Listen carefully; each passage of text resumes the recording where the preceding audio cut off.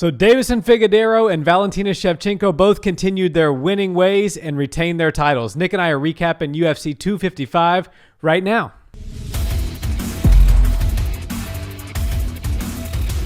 What's up, Barnhill family? Welcome back to the channel. Yo, yo. So Nick, we had and still. Yes. I'm talking about both male and female 125 divisions. Deiveson Figueiredo made quick work of Alex Perez, and Valentina Shevchenko was able to overcome a little bit of adversity and get past Jennifer Maia in a decision. Yes. What a night for the 125 divisions, really, you should say. Plural. 125ers all around the world. I mean, the main and co-main event were title fights for the 125 division, male and female. I think it's kind of cool because the female version is obviously one of the most dominant champions that the UFC or really in any MMA promotion seen. And then the male version is quickly becoming one of the most dominant champions in the UFC. Yeah, I think we're seeing the immersion of a dominant UFC champion in Deiveson Figueiredo. And I think that, it's so funny because the 125 female division hasn't been around that long, and the 125 division for the men was almost scrapped. There was some rumors that it was actually not going to be around come 2020, and I think that Figueiredo is making a great case for why they kept the division around. I think he's bringing a lot of fun into the division for the men. And then Valentina, she laid out something that I thought was so perfect. She said this is going to be the most competitive division in female mixed martial arts soon because a lot of girls can't make the 115 cut multiple times in their career, and a lot of girls are undersized for 135. And I started to think about it, and 145 for that matter. And I started to think about it and said, you know what, 125 does seem like probably the most natural weight for the average female body. That competes athletically. I agree 100%. And Valentina, she was kind of found herself in no man's land in the beginning when the UFC only had the 135 division and then the strawweight 115 division. Right. She's obviously a bit too muscular to make the cut all the way to 115 in a safe way. And then on the flip side of that coin, 135 is a bit big for her when you see girls like Amanda Nunes that are sizably larger cutting down to that division. And like I've said before with Valentina, no female mixed martial artist really can compete with her as far as her skill set goes. What it takes is a similar comparable skill set and some substantial size and strength, which is why I personally believe she lost twice to Amanda Nunes, even though I think there's a case to be made that she won one of those two fights. Right. We've seen 8 rounds between them two, and I would venture to say that they're pretty close to 4 rounds apiece. I have a few rounds definitely going in the favor of Valentina. And like you said, she was undersized in those matches and still would be if they fought again. And generally in the sport, you don't get trilogies if you're down 2-0 on the scorecard in the first 2 fights. But this is one of those rare exceptions where I don't think anybody would be upset if Valentina got another crack at Amanda Nunes, even at 135 one day. But, it is crazy to talk about her skill set because Amanda Nunes, you don't realize how big she is until you see her step in there at 145 against Cyborg. And she looked like the same size as Cyborg. And I don't think there's many more weight cuts down to 135 for Amanda Nunes. I think that she walks around pretty big, probably close to the 160 mark, and 145 is a comfortable weight cut for her. 135's cutting it close. And Valentina, to be that undersized and to compete that well with the female GOAT, we have to call it what it is. That Amanda is. She's beaten the only person that can join that argument twice. So yeah. No, I agree. And, speaking of Amanda Nunes, I thought it was really interesting. Jennifer Maia, being a Brazilian fighter, actually reached out to Amanda Nunes prior to UFC 255 and said, what can I do to neutralize the striking attack of Valentina, and how can I beat her? Mm-hmm. And Amanda's advice essentially was, you have to smother her. You have to close the distance. You can't allow her to be in kickboxing range. And at least in the early rounds, we saw Jennifer Maia adhere to that advice, and she was able to close the distance. I gave her the first round. I thought she did the most work there, and she got the takedowns and things of that nature. But Valentina, man, she's just so tough. She always, and she's more than tough. She's so skilled because she found a way to take somebody else's game, which has kind of been her MO, and beat them at their own game. She was doing the hip tosses. She was doing the taking down. She did have one round where she was controlled on the ground, but after that, she was doing the ground control. She was advancing the position. So she really shows a lot of wrinkles, and she shows a new area of expertise every time she steps in the octagon. Right. She's like an onion in a great comparison. There's a lot of layers to Valentina, and she's still unraveling and peeling them out for us to see. And that's one thing I love about her is she's a competitor at the highest of levels, and she wants to beat the best at what they do what they do. And I think that's really cool. You know, there's a lot of times it's like almost like a video game. If you find a player like Super Smash Bros. Or something, you're really good with Captain Falcon. You play and you know how to do his things really well. But if it comes down to, you know, using another player or something like that, you're not near as good. Valentina's found a way to be really good everywhere. So she's not like a one-trick pony or anything like that. Jennifer Maya's stock went up. I didn't think that she would last as long as she did. She made it a dogfight. And I think moving forward, everybody that fights Valentina is going to have to make it a dogfight. And it's going to sound a little bit cliche after we hear it a few times, but her skills are so much above everybody else is really that she is competing against, and not just on the feet. A lot of people go, oh, I'm fighting Valentina Shevchenko. Like Jennifer Maya said, calls Amanda Nunes. What do I do about her striking? Well, you have to account for the striking, but you also got to account for some of that judo, some of those takedowns and wrestling maneuvers. Ground and pound. The ground and pound. The jiu-jitsu. She's a threat literally everywhere. And I just think that everybody that she comes across in the next few fights, especially at 125, is going to have to make it a dogfight. They're going to have to make it ugly. And I'm not saying that, just go close the distance on her and get away from those kick range and long punches that she's used to doing, and you're safe, because you're most definitely not. She'll send you dancing. Like she'll make you like a dance partner in one of those dances, but you wind up on the ground. So I'm pretty sure that skill for skill, nobody can match her. But there's some girls that are going to give her tough fights if they go with the dog fight game plan. Yeah, no, I agree 100%. And for you guys out there that are listening, I have no idea the analogy Nick made about Super Smash Bros. Maybe you guys caught that. He was the gamer growing up, but I got what you said. People will probably get that. Yeah. But yeah, the thing about it is, Dana White did say that there's an appetite for Zhang Weili coming up at some point if she continues her winning ways at 125. Obviously, you have H-Town's own Lauren Murphy out there. There's some contenders to be there's some fights to be had at 125. And one thing I think that Deiveson and Valentina showed is that they are wanting to be active champions, and they're wanting the number one contenders and the rankings and things of that nature mean something to them, and that they're going to adhere to that, and they're going to just fight whoever's up next and be active. And we know Valentina said, listen, I had MCL repair surgery. That's why you haven't seen me since the fight in Houston. But now I'm better. I'm 100%. I'm actually glad that fight went 5 rounds, because I proved to myself that I'm good. I don't have any more injuries. My knee is 100%. It's rehabbed, and I'm ready to be active. And then now we see with Deiveson, if we could switch gears to that fight for a second, he's now booked for December 12th, at least loosely agreed upon. Right. He's going to take on Brandon Moreno. Neither one of them took any damage last night. And now it looks like they're going to step in on 21 days notice and have another 125 title shot. That's very cool. Yeah. I did see that, and it kind of taken a page out of the Khamzat Chimaev playbook. And I think the UFC sees a lot of value in that. People, it's one of those things where when the iron's hot, you strike, and you strike as many times as possible. Deiveson Figueiredo is capable of fighting in a few weeks. The only thing that would slow him down is the weight cut, but he said himself, I'm going to maintain my weight right here. The UFC literally just told me after I got out of the octagon that they want to keep me quarantined, keep me in Las Vegas, keep me hanging out, and have a quick turnaround and actually get one more fight in before the end of the year. I think that's fantastic. They've got a star on their hands. He's very entertaining. The cool thing about Deiveson is that he's not only he's like a triple threat. He's a monster on the feet, a monster on the ground, and he's got that it factor. Yeah. Those three things really work together for him.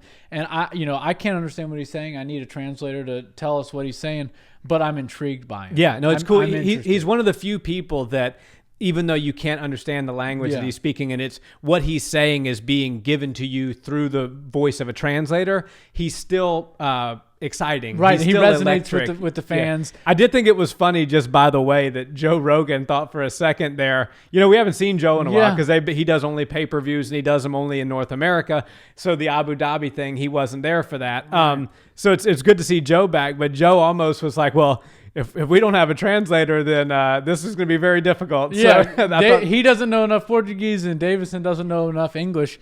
Joe Rogan, we always talk about ring rust. I think analyst rust is a real thing too. He had to shake off some of the cobwebs because it had been a little while. He's not quite in the same rhythm. He had the blazer on to start the night, and then the blazer quickly came off. But it doesn't feel quite the same without Joe Rogan on the ones and twos on the mic. So I was very happy to have him in there. I'm sure the fighters that got to speak with him after their wins felt really nice. It's one of those things. It's like that I've arrived moment when you're talking to Joe Rogan after a fight. You really know that you've made it somewhere. I think Deiveson Figueiredo and Alex Moreno Brandon Moreno, I'm sorry, is the fight to make. Yeah. And it's going to be a great scrap. The Cody No Love fight, there's room for that still. I think that eventually he'll come down. But he said he wouldn't be ready till March, so there's plenty of time for this fight to happen, and then do another one. And if it goes similar to last night, I mean, he could have another quick turnaround. He could fight one or two more times before March when Cody's ready. And I'm wondering if Moreno wins, if Cody still has the appetite to come down, because I think Deiveson is a prolific character, and I think that he's when you talk about the 125 division. You had the dominant champions. You had, DJ, Demetrius Johnson, who's on a lot of people's GOAT list. He just beat everybody. You have Henry Cejudo. He, had his little run, the Triple C, all of that.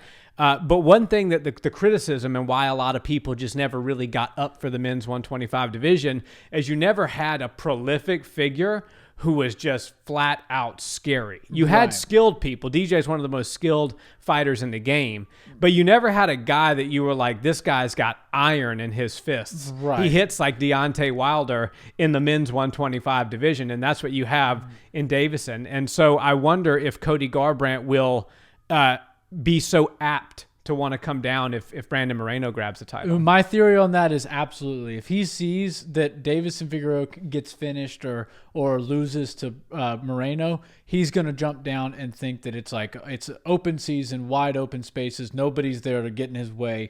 And I think that he would probably assume he could beat Brandon Moreno. Deiveson Figueiredo is a very tough night out for anybody. Yeah. Even up in the 135, I think he's a problem for all those guys. I agree. But I will tell you, it was reminiscent, the way he was marching Alex Perez down, hands down, head out, and slipping punches and showing little to no respect for the power of the 125ers like Alex Perez was very similar to how Conor looked at 145. He was a big body that was able to make the weight, so it was a weight class that he was right to be in. But he's a bigger guy. He's a stronger guy. I have a feeling when he gets a hold of 125ers, it feels light for him. And when they get a hold of him, it feels like a bigger fella. Yeah. If you remember Conor back in the day when you used to see him at the weight cuts for 145, he almost looked sickly. Right. But some people, their bodies, they're either they've got the cut down to a science, they've got the right nutritionists, or just genetically their bodies can handle that extreme change within a short period of time. But some people seem to be able to do it. Conor's obviously one of them. I think Deiveson, that was a great comparison to draw because I think that he was close to 150 last night in that cage. Yeah, I think so. And having cut weight and then rehydrated and having 24 hours to do it before, I know how much weight you can put back on. And a frame like his, he doesn't have much. It's so funny because if he rehydrated 10, even 20 pounds last night, or in the 24 hours between the fight and the weigh-in, he's still ripped to shreds. Yeah, which is just insane. So it shows he's a lean body type, but he's a disciplined person and he's dedicated. And missing weight is something that's plaguing this sport pretty bad right now. Mike Perry is a good example. There's a couple people on the Paul Felder card last week that were missing weight, and it's kind of inexcusable, especially when you see somebody like a Figueiredo make weight where it looks like there's only one option, and it's to saw off one of his limbs, because that's about all he can do. Because his skin looks like paper thin, and he's got no fat to give. This is all water and discipline. Right. So I think it's very cool that there's a killer, a killer down at 125 that, and also I guess the female. Look at the 125 for men and female, and it's a little bit of a different. If you ask Jessica I, she would say there's a killer in the women's 125 division. That was one of the most brutal knockouts I've ever seen. Right, but they are average size for females. 125 for men is pretty small. And usually you see a lot of speed demons that are very quick and get around, but they pepper shots and they don't really finish people quite like a Deiveson Figueiredo. And to see him down there just one punch KOing people and then getting on the ground and submitting people with using a lot of technique but also a lot of strength is really cool. And it's just interesting to see, because that's what people got into jiu-jitsu and got into self-defense for. That's what the Gracie family wanted to showcase, is that a smaller person can be dominant in fighting. And it's really cool to see Deiveson Figueiredo. I know he's fighting people the same size as him, but for people on the streets and the casual fans that watch a little guy like this that think that, he weighs 125 pounds, there's no way he could knock anybody out. You see him just putting people's lights out. I think it's actually a pretty cool thing. Yeah, I think it's really cool. I think it's part of what has saved the division. I think he, I know Henry Cejudo takes offense to people saying that Deiveson Figueiredo saved the division, and in a lot of ways, Henry Cejudo deserves a lot of credit for assuming that persona and that character, Captain Cringe, and all of that, and also having the chops as well, because that's the bottom line. You can't just assume a character and not be able to back it up. So, but I think that Deiveson really is making this division. He picked up the torch from Henry, and he's making it his own, and he's making it exciting in his own way. He's not cringy. He's not, he doesn't say all the slick things. He doesn't even speak English, but he is exciting in his own way. Right. And you have to add fuel to the fire. If Henry is the reason the division's still around, I will fully admit that. I think Henry did a lot of great things for not just the sport, or not just the division, but for the sport. And the 125ers should be forever grateful for Henry Cejudo. And then he got out of the way. But if somebody wasn't there to pick up the torch, which before Figueiredo came around, it kind of seemed like nobody was there to pick up the torch. Joseph Benavidez was a guy that you could see maybe doing it, but somebody had to. I don't think Joe's very skilled, but and no offense to him, but I don't think he could have carried the division and made it exciting like Deiveson is doing. And it kind of just felt like a classroom that nobody was raising their hands in. Yeah. And Deiveson Figueiredo, he answered, and he raised his hand and walked right over to the bully and just punched him dead in the face and was like, "Let's do this." Right. So I think that while it's very true that Henry Cejudo saved the division, he is keeping the division afloat and actually bringing some new life into it. Yeah, and I'm very excited for the Alex Moreno fight. He looked excellent against Brandon Royval. Yeah, and I think that's going to be Brandon Moreno. We've both said what Alex. Did I say? We both said Alex Moreno twice. Yeah, because it's Alex Perez and Brandon Moreno. And I said it earlier, and now you just said it. So he's fighting Brandon Perez and Alex Moreno back to back. No, but so Brandon Moreno, and he's big on wanting to bring MMA to Mexico, make it a mainstream sport like boxing. Yeah. I think he's a great fighter. Yeah. He's prolific. Don't know that quite yet that I've seen enough to say he gets past Deiveson, but I do. I mean, the reality is Deiveson can't do it alone. He's going to need some dance partners, and he's going to need some people that others think have a legitimate shot of beating him. And I think going into this fight, there's going to be some arguments made after the performance against Royval for Moreno has a chance here, but it's still early and we can do predictions, but I'm leaning towards Deiveson, but I am very excited for the fight. Oh, me as well. I'm very excited. They found that he was the number one contender, but cemented his place there with a win last night. And he took offense to Perez jumping him. He said, "This should be me in there for that title." But it makes sense. Cody did back out after they had signed the the Moreno fight. Right. So it was one of those situations where timing just wasn't on Brandon Moreno's side, and somebody had to fill the spot. And what are you going to do with Brandon Royval? You know, exactly. So we had to. It just happens in this sport. It's one of those things where you see Brandon Moreno. He's a likable guy. Yeah, and that's the one thing about the 125 division, and it's weird because it's that division in particular. It's full of nice guys, and Chael Sonnen has talked about this. You know, the reason it wasn't popping off like other divisions is because Demetrius Johnson was the guy. Yeah. And he was a nice guy. He was super nice, right? And then Henry Cejudo was this nice guy that was humble and super. And so, until he wasn't. So there was, exactly. And he eventually he found his footing. And look, Henry Cejudo's never been as big as when he became Captain Cringe and started to ruffle some feathers. But the division just didn't have any stories to tell when there's just a nice guy trying to beat up another nice guy, and this nice guy just happens to have the belt and have a little bit more skills. Now we've got a situation kind of like a George Masvidal, a built-in heel, but he's a likable heel. Deiveson Figueiredo is a bad guy. He's the god of war. He wants to punish all of his opponents. He tough. Shows up with the sunglasses and the red streak in his hair and misses weight, doesn't apologize for it. Shows up next time he makes weight, he takes the belt, what's his, and finishes the guy that everybody loves in Joseph Benavidez. And you know, he's a heel in a good way. Right. He's a likable hero. Very hard to do. George Masvidal, likable hero. You know, he's a tough guy. He's a bad night out for everybody, but people love George Masvidal.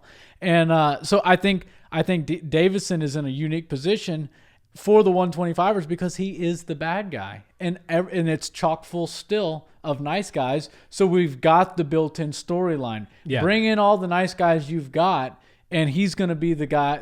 He's got the bad guy rolled down to a T, and I think that's actually really good for the division. Yeah, I agree, and I think overall it was a great card, and we can just touch on quickly before we wrap our predictions. The Barnhill Bros did pretty well again. I wasn't as proud of my performance with my predictions, but I think you only missed one. Did you miss one or two? Let's go. So Paul Craig and Shogun Hua. Got that one right. Yeah, you got that one right. I thought Shogun was going to get it done. I think Shogun's just kind of approaching the end of his career, and Paul Craig kind of got his number from the first fight and was able to finish. Dana said he kind of looked like a shell of himself and wants to see him retire. He's got 2 fights left on his contract. Dana will probably let him fight those out, but he wants to see him retire. I think he'll let him do one and see how he does in that one, and then maybe decide on the other one. Right. But then after that, we had Caitlin Chookagian. Yeah, I was wrong on and there. Cynthia Calvillo. I got that one right. And that was actually my underdog prediction because, and Calvillo was saying this is a grappler versus striker, and I brought up the fact that, this striker trains at Renzo Gracie's under John Danaher. Right. That's for those that don't know, an extremely high-level grappling gym. So, she's going to be able to hold her own in the grappling. I thought the length and the range, Mark Henry calling out those bizarre combinations in the corner that he names after his kids and their kids and somebody else's kids and somebody's dog, and he's got all this pizza weird recipes. He calls this stuff out. So that one I was right on. Nice. Then what did we have? After Mike that? Perry. Mike Perry and Tim Means. I was wrong on that one. I went with Tim Means, and if you remember in the last episode last week before when we were doing the predictions, I flipped. I did a audible and went with Platinum Mike Perry. Yeah. And my reason behind that was I thought that he would be angry, and come in with a chip on his shoulder, and that in fact he was a little angry, but. I think the cardio and conditioning just played a role. Yep. I picked Tim Means in that one. I think, and then I solidified it. I went back and said that I would follow up with a comment after the weigh-ins. And then when I saw how he missed weight and he did the dab and all that, it just gave me a feeling that he was a bit out of it for this one. And I hope that Mike can find his footing and find a right camp.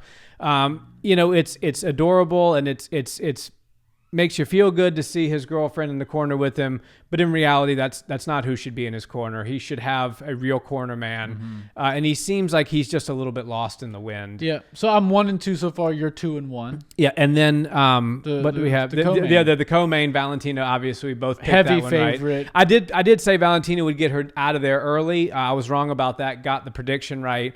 And then obviously we both picked Deiveson. So it was an early finish, I'm pretty sure. So old Stevie B was 4-1 and Nick was 3-2. Yeah, not bad, not bad. Still a good night out for the bros. Absolutely. Yeah. Guys, thanks so much for watching the video. Let us know in the comments what you thought of the fights. Yeah. Who do you guys think? Well, we know who Deiveson's fighting next, and that's a quick turnaround. Who do you want to see Valentina fight next? Let us know in the comments. And as always, please like, comment, subscribe, and check us out on audio where you listen to podcasts. Have a great day. Peace.